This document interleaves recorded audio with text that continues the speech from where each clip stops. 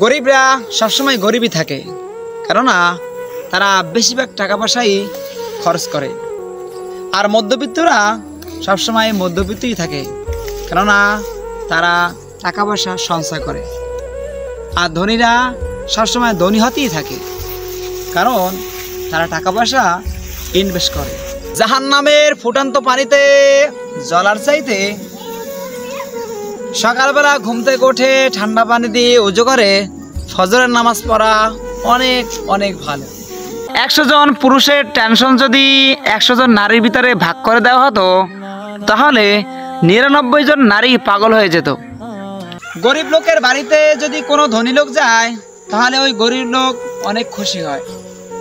কিন্তু যখন ধনী লোকের বাসায় একজন গরিব যায়, তখন কিন্তু ধনীরা বিরক্ত হয়।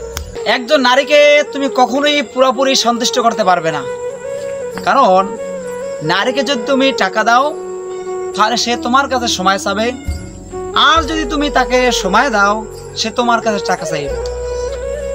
বাস্তব কথা হলো এটা, যার টাকা আছে তার কাছে সময় নেই, আর যার সময় আছে তার কাছে টাকা নেই।